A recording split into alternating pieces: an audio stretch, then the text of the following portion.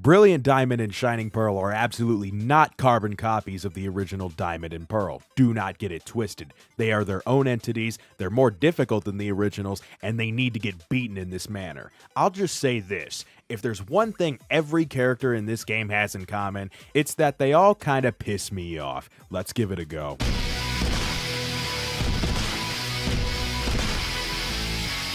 Nobody better ever ask me to do a Nuzlocke of any Pokemon game. Should I see fit, I'll go one step further and do things that most men fear. This is one thing that most men fear. Custom ROM hacks are not included in that statement. I don't need to discuss Radical Red any more than I already have. And to save myself time and actually live a life away from my computer, I will be taking the route of the Soul Silver no damage video and having my checkpoints be wherever I desire them. Saving only in between gyms is a waste of time and, fun fact, made me reset more times overall. Y2 had 60 resets, Soul Silver had 39. A healthy human mind can achieve great things when not put through pure torment. Loneliness is often the byproduct of a gifted mind. What is the secret to growing facial hair like this man has? Actually, scrap that question. What is the secret to just keeping hair? I'm practically down to a buzz cut at this point, and anything more than that just makes me want to cry when looking in the mirror. Aside from the fact of life that my hair follicles have all but closed up, I chose a female character because they have longer hair and I named her Marnie. A Sword and Shield rival reference is about as far as I'm willing to go for anything Sword and Shield related on the channel. Staying true to the rival name,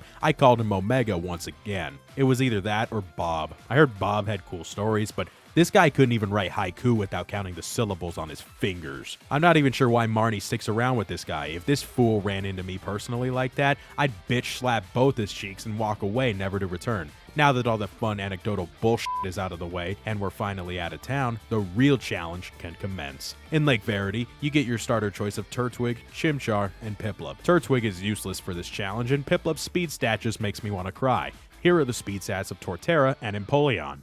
And here is the speed stat for Infernape. Fire types are non-existent in Sinnoh unless you choose the starter. The only other option early on is this pony thing, and I am not choosing the pony thing. So, the Fire Monkey it is. Unless you're more blind than I am looking for things set right in front of you, or you just decided that reading the bright pretty thumbnail was a waste of time anyway, then you know taking damage in this playthrough is like saying Galarian Stunfisk is your favorite Pokemon. It is not allowed, and is a bannable offense courtesy of the Deelwheels. The first battle takes place immediately after choosing your starter, and you must face a level 2 Starly. Starly at this level only has 2 moves, Tackle and Growl. I have about as much potential as that Starly. Jokes aside, in order to progress, it needs to use Growl twice in order for me to, not take damage. It's a 1 in 4 chance, and it only took 2 resets. I may have played around with a couple of things as I did stream a part of this challenge over on my Twitch channel, twitch.tv/Deelwheels if you want to check out my live content. Shameless plug, link in the description. The nature on our Chimchar was dog shit as it lowered my speed and raised my defense. What about taking no damage does the game not understand? I may as well have 1 HP on all of my Pokemon combined. I named it Sozin because everything changed when the fire Pokemon attacked.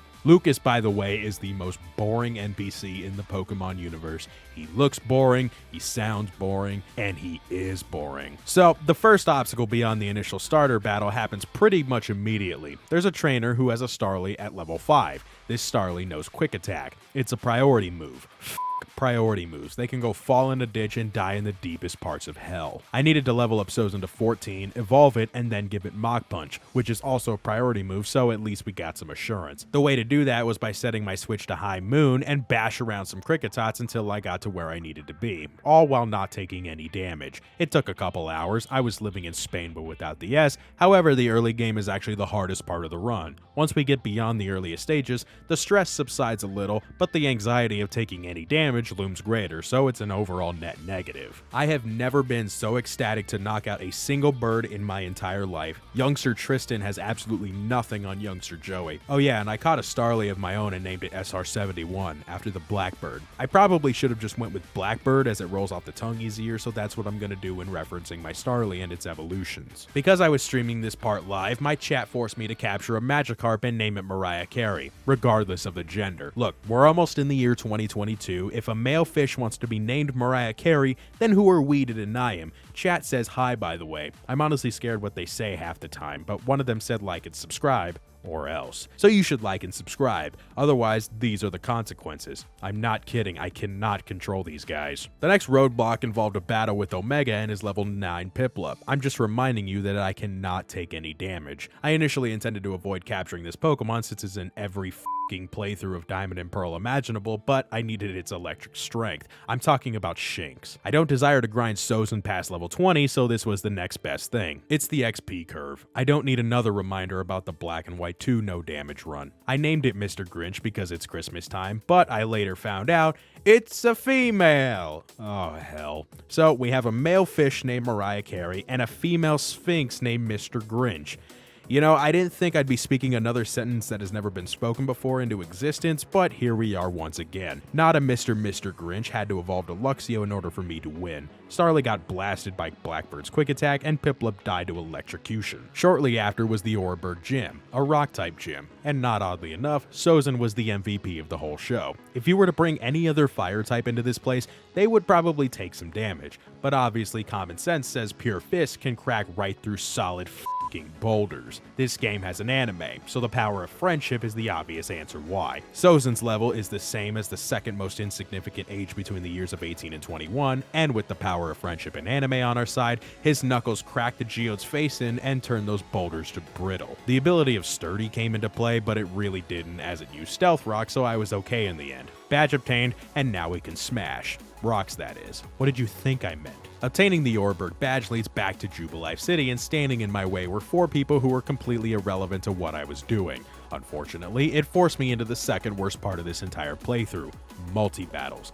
A battle pitting 4 trainers in a 2 versus 2 setting, and you have zero control over what your teammate does. We go against Whirlpool and Zubat. On their own, they're gum on the sidewalk. Together, they're the crap the dog left behind 10 minutes prior. Lucas is just boring, but he has half the controller. So essentially, no matter what, it's a 50-50 chance as to whether I take damage or not. I cauterized the blue bat over there to prevent global ramifications, and like a good Pokemon, Wurmple attacked Turtwig first turn, and I finished sterilizing the sidewalk. Floaroma Town is the penultimate Segway town in the entire Pokemon franchise, the crown obviously going to Kuraway Town. Some of you may have thought to yourselves, what's Kuraway Town? My point exactly. Just east of here is Valley Windworks, and Commander Mars is inside with that godforsaken Perugly. I suppose it wouldn't be such a problem if Perugly didn't have access to Fake Out. Fake Out's priority is +3. Mach Punch is only +1 priority. Regardless of speed stat, Fake Out will always beat any other damage dealing move. And before you ask, there are no Pokemon up to this point who have the ability of learning Fake Out. So it's a matter of just getting through the battle and praying to Lord Helix that RNG is on your side. Judging from the reset counter, I think you can make your own conclusion about parameters necessary to get past this battle. I won in the end, I lost a lot of time in the process, but on the bright side, in the process of needless grinding, Mariah Carey evolved into Gyarados, so now we actually have a 4th member of the team. I will die on this hill that multi-battles are the second worst part of this entire playthrough, and you will agree with me by the time this video is over. Eterna Forest is the game's way of telling me that I've had my fun at this point and it's time to put the controller down. What the game fails to realize is that behind all the coding, behind all the animations, and behind all the player models lies the video game protagonist. The video game protagonist always finds a way to win. By utilizing a mechanic the devs implemented that probably wasn't designed to be used in this way, you can manipulate multi and double battles and reduce them to single battles as long as the pair aren't standing right next to each other. Using the analog stick allows you to look in many different angles, and there's just enough space to talk to Brianna, battle her one-on-one, and prevent Cheryl from ever going near a battlefield. Every other trainer in this forest you can fight one-on-one, preventing any more issues for the time being. Eterna City is home to the Grass Gym. Have you been paying attention to who I've been primarily using? I have Blackbird and Sozin at my disposal. If I took damage anywhere in this gym, I would have just quit the challenge straight up. I gave Blackbird the honor of hunting anything green that moved, and Gardenia's Pokemon were about as good as the Taco Bell I had last week.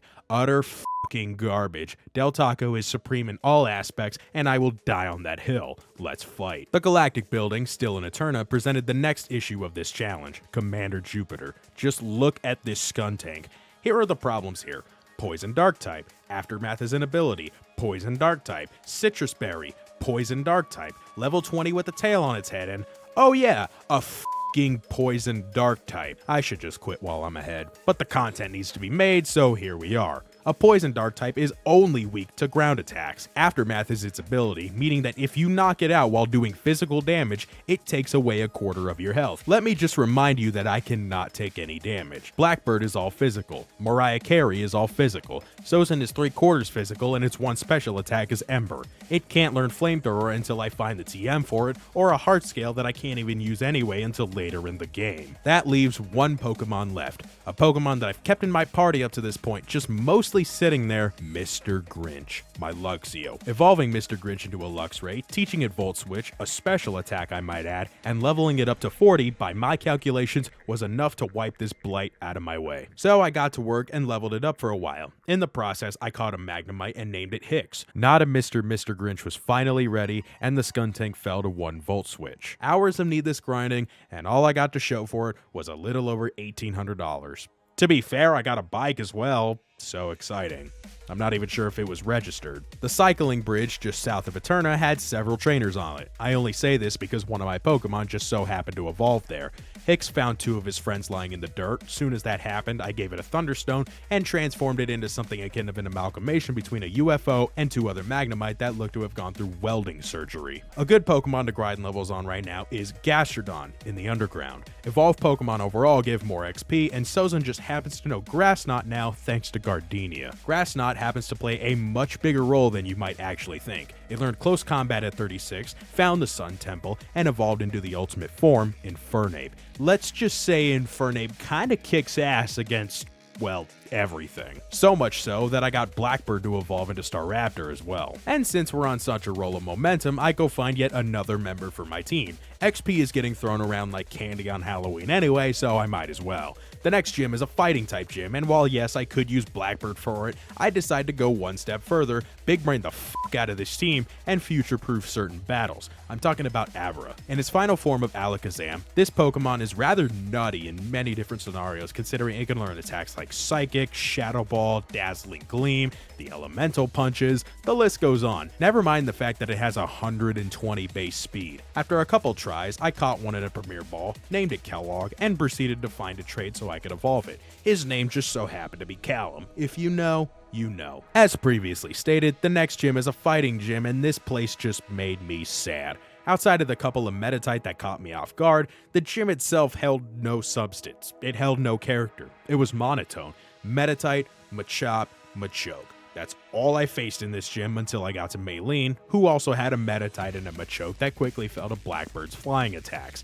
She had a Lucario as well to spice things up, that fell nice and easy to Sozin's Flamethrower. The game continues to try and subdue my momentum, but I evade it every step of the way, multi-battles included, which another one presented itself. Again with the most boring kid in the history of the world, Lucas. The 2 Galactic Grunts threw out Dustox and Beautifly, and I breathed a sigh of relief. Dustox has access to poison attacks, and my partner is a Clefairy. That should say enough. And if it doesn't, look at the Pokemon I am using. Does this thing look like it cares about poison?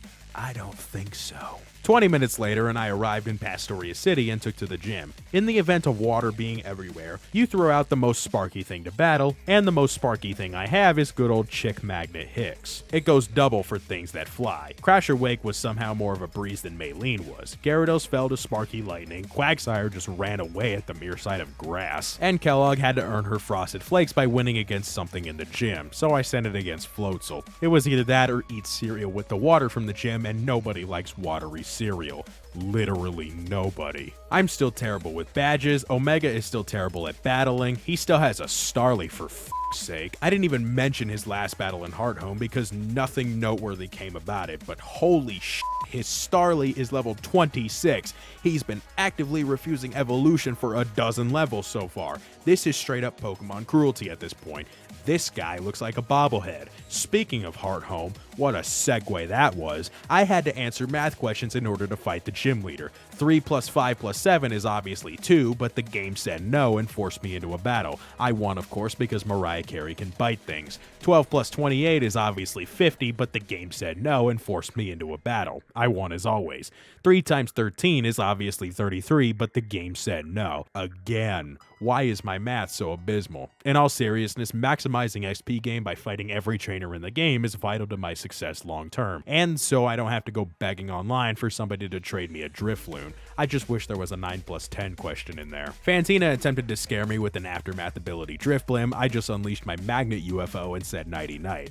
Gengar had a Colbert Berry as its item, which reduces the damage received from dark type moves, so Mariah Carey's Crunch wasn't a one-hit knockout. It hit me with Confuse Ray, and seeing no other option, I just attempted the bite. I broke through confusion luckily and knocked it out. Because I'm a masochist gamer, I kept Mariah Carey out there, with him still being confused mind you, and went for another bite attack. By some miracle, the RNG was on my side, and the 1 in 4 chance happened. I won the battle, the badge, not the girl, but I got the XP. The next gym was Steel type, and plenty of Pokemon in there have Sturdy as their ability. Oh, very dear. That's a problem. Having Sturdy as an ability is a surefire way of dishing out damage and making me cry. That is not an option. I have no tears left, and seeing as though none of my Pokemon are equipped to handle multiple Sturdy Pokemon, I needed a new team member. The solution was simple. The ability to reduce other Pokemon's abilities is Mold Breaker. In essence, Mold Breaker nullifies Sturdy to nothing. So I looked on Cerebi.net for my options, and, well,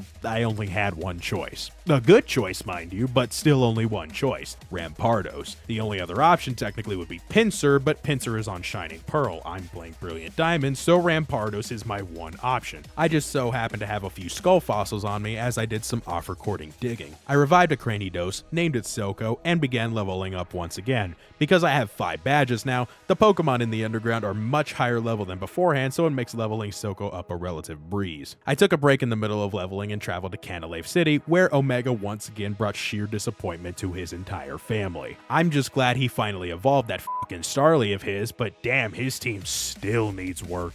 Before long, I evolved Silco into Rampardos, got it to level 58, which was the required level for this gym, and went in. With how this gym is structured, it's no surprise the sheer multitude of trainers that are in here, a lot of which have Pokemon that possess the Sturdy ability. Silco got right to work, digging his way through the non-existent underground and smashing everything that stood in his way. The only way to defeat a superior enemy is to stop at nothing to become what they fear. Byron feared 2 things: Mold Breaker and Rampardos. I let Sozin have some fun with Bronzor before we got to the main event. It's almost as if Brian knew his demise was inevitable as he threw up a Darude Sandstorm in a pitiful attempt and tried raising Bastiodon's defense. But we all know it was never going to work. I walk away with the Mind Badge and leave Byron crying in a pool of his own rubble. At least he has a shovel to dig himself out. Team Galactic got themselves into a lot of antics that pissed me off more than anything. We are now in the phase of the game where you fight endless amounts of enemies that all look like they came from the exact same cloning machine with 0 aesthetic differences between Grunt 1 and Grunt 501. My job was to clean the shit from Lake Valor, and when I got bored, I had to go save Lucas's ass at Lake Verity since he can't battle. Not only is Lucas boring, but he's also useless. Dealing with Omega at Lake Acuity proved to be a little more difficult. Route 217, the route to get there, is hailing. I don't have any Ice-type Pokemon, and there's a single trainer on this route that you have to battle in order to progress, Ace Trainer Dalton. It's like asking to jump off a cliff. You know it's bad if you do it, and nothing gets done in the meantime. So I needed an Ice-type Pokemon in order to get through, preferably one that doesn't suck and is rather easy to obtain. So it was back to the underground. Because we entered Route 217, a new area of the underground opened up to us, one that has lots of Ice-type Pokemon. Or so said the rumor. I only found Pokemon like Shinx and Meditite down there for like 4 minutes straight before I finally ran into a Glalie. I said screw it, we're going with Glalie. I caught it, named it Lockjaw, and got to work leveling. A Lucky Egg was in one of the rooms down here as well, so that makes leveling slightly faster for one Pokemon. Hooray. I got Lockjaw up to level 57 in preparation for this battle. Raichu falls very easily, and then he switches to Hippopotas that has Sandstream as an ability, completely eliminating the hail everywhere and still damaging me in the process. What? I kid you not, the devs were trolling with this one. Hicks finished the job. The Snow Point City gym, in case you haven't already figured it out, is an Ice-type gym. Ice is objectively the worst defensive typing in Pokemon, undisputed, as its only resistance is itself. Never mind the fact that it has 4 common weaknesses in Fire, Fighting, Steel, and Rock. Good God. With all that said, I took the route of not fighting anybody, as more than half the Pokemon you fight in this gym, not including Candace's Pokemon, aren't even Ice types. You have Pokemon like Tentacruel and Steelix in here, but no Glaceon, no Piloswine, terrible Ice types, big brain moment. Candace herself was hardly an issue apart from her Sneasel. Snover is a grass ice type, so Ice Beam was neutral for that and Medicham. Then comes her Sneasel. At Lockjaw's current level, nothing can one-hit KO. Oddly enough, it doesn't matter because it uses Hone Claw's first turn to boost attack power and accuracy. By using Headbutt, it forces Candace to use a full restore so it effectively cancels out the next turn anyway.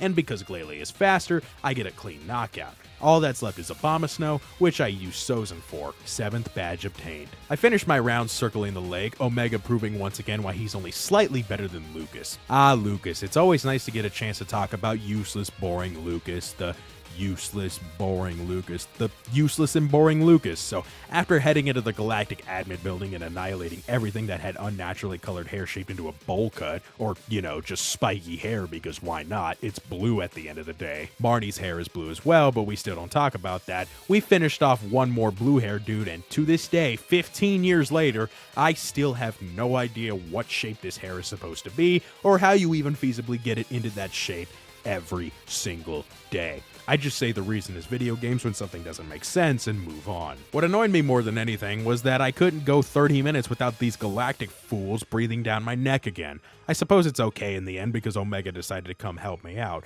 I think we all agree at this point that Omega is excellent, that nothing bad ever happens when he's around, and that everyone is really happy with our dear rival Omega. One last galactic multi-battle pitting Commander Mars and Commander Jupiter against myself and my dearest, greatest, bestest rival friend that ever lived. His name is Omega, in case you didn't already know. In a battle that has the highest of stakes possible, literally the end of the world if we fail, our savior on Omega's side is in the form of Munchlax. I could not be happier. 2 Bronzor were our first opponents. I taught Hicks Discharge for this specific battle and knocked one of them out while Omega's really helpful Munchlax finished with Bite. This is where RNG came into play. Thunderbolt can knock out either Pokemon with ease. Discharge only does about 3/4 damage on each side, so no matter what happens, I have to let one Pokemon attack.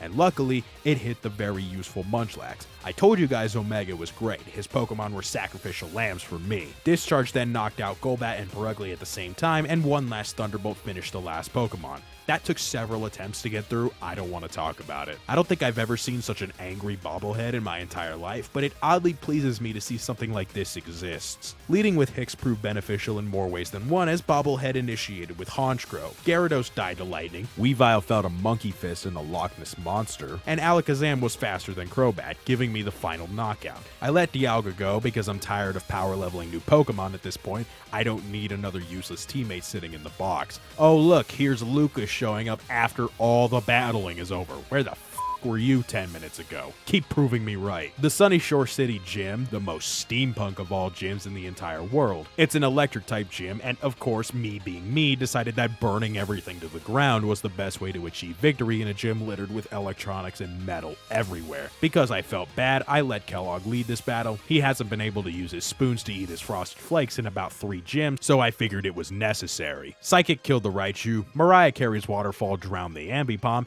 the Octopus got struck by lightning, and actual Mr. Grinch ate up a tri-attack and passed out from freezer burn paralysis. 8 badges obtained. I took a lot of damage in the process, but that doesn't really matter as we're on our way to the Elite Four. Omega wanted to fight me one last time, and we all know how battles with our greatest friend and neighbor that ever lived go. I'm just glad he finally evolved that fucking Starly to his final stage. It only took until all the way to the end of the game. After beating Omega's ass one last time, it was on to the Elite Four. For those unaware, the Elite Four and Champion were buffed in this game. Each of these trainers has Pokemon tailor-made and crafted to be slightly competitive. If a nature and item benefits a Pokemon, it probably has it. While doing calculations for the Elite Four, I came across my biggest hurdle so far and single-handedly the worst part of this playthrough, Flint's Infernape. Flint's Infernape, let's just say, is kind of insane. It's level 61, has Jolly as its nature, which boosts its speed by 10%, is fully EV trained at speed, putting it at a staggering 213, has 4 physically offensive moves, and to top it all off, has a Focus Sash as its item. A Focus Sash is an item that essentially acts as Sturdy in item form. No ability can counter a Focus Sash whatsoever. So you ask, what do? We're required to look for one last new member. There's only one way to knock out a Pokemon holding a Focus Sash in one turn, and that is multi-hit moves. The Focus Sash only blocks one-hit knockouts. The Search brought me to Lucario. At level 36, it learns Bone Rush, a ground-type move that strikes 2 to 5 times per turn. The crazy part is that it's not even foolproof, as Bone Rush only has 90 accuracy, meaning it's a roll of the dice when all is said and done. Never mind the fact that I had to get it to level 98 just to barely outspeed the Infernape. With all that come and gone, let's fight. Aaron was first up, and he had a bunch of bug Pokemon. Sozin lit the bugs up with Flamethrower, and Silco had to be level 86 in order to be fast enough to bury the Drapion under the earth. Bertha is a ground-type master, and here's the crazy part, we're sending in Sozin to deal with most of them. Remember, Sozin has access to Grass Knot and Close Combat. With that said, I knot the Quagsire and Hippowdon, send many punches in very close combat to Whiscash and Sudowoodo, and sent Silco in to drown the Golem since it had Sturdy. Flint was up, and once again I lead with Sozin. I punch the Rapidash and Lopunny a bunch of times, cauterize the Steelix, throw in Kellogg to send Nightmare Balls at Drifblim, and here we throw out my last new member, the one that took hours away from my life, Sten the Lucario. I was playing with fire here. No matter what, there was a 10% chance Bone Rush would miss, and this would all be for nothing. I used Bone Rush, it hit twice, and knocked out the Infernape. No damage taken. Lucian was the last Elite Four member, and he ran with Psychic types. For once, I don't lead with Sozin, and instead with Hicks. Flash Cannon knocked the Mr. Mime, Shadow Ball fueled Metacham's Nightmares for a week, Mariah Carey took a chunk out of Girafarig, Kellogg did the Spider-Man point with his spoons and won, and this Bell got burned alive. Can we just talk about how Sozin annihilated 60% of the Elite Four by himself? Show me evidence that the other starters are better. Would you believe me if I told you that the fight with Cynthia was the easiest fight since I entered the plateau? Well, if you said no, you'd be wrong actually, because this was honestly just stupid. Let's just say a little birdie told me that Spiritomb knows Sucker Punch, and that sending out a Psychic type might trigger its usage 5 times in a row. You see where I'm going with this? Kellogg is a Psychic type. Psychic types are weak to Dark type moves. Sucker Punch is a Dark type move that can only hit if I attempt a damage dealing maneuver. Essentially, the AI for Cynthia is telling her to use Sucker Punch as many times as possible until it hits. Sucker Punch has 5 power points, so I utilize something that might give me some flack, but it's not against any rules, so I don't really give a shit. While Spiritomb is busy swinging away at nothing, I'm feeding my Pokemon some baby bottles to increase its special attack stat. I fed Kellogg 3x special attacks and 1x speed for good measure, and from there, I unleashed absolute carnage on all of Cynthia's Pokemon. One by one, each of her Pokemon fell to one of Kellogg's moves, regardless if I used Shadow Ball, Dazzling Gleam, or Psychic. I don't think it really mattered in the grand scheme of things. This is a cheese strategy, I understand that, but having to go through the misery of boring Lucas and 100% totally not kidding best friend Omega made me want to take it easy for just one battle. Might as well be the last one. I stole Cynthia's lunch money after I won, put my Pokemon in the special healing machine, and I beat Pokemon Brilliant Diamond and Shining Pearl without taking any damage. I don't remember what happened to Not a Mr. Grinch, but legend says that herself, along with Mariah Carey, became the best of friends and celebrated Christmas tunes together all year long. If you enjoyed this video or learned anything, consider leaving it a like, or if you didn't, leave it a dislike. And if you haven't already, and you like what you see on the channel, go ahead and hit that subscribe button. Helps me out a ton. And if you want your name included here at the end of the video, along with some behind the scenes bonus content like early drafts or thumbnails and previews for my next videos, head on over to my Patreon at patreon.com/Deelwheels and giving whatever you feel like. Special thanks to my Patreon supporters for making videos like this one possible. Have a good one. Peace out.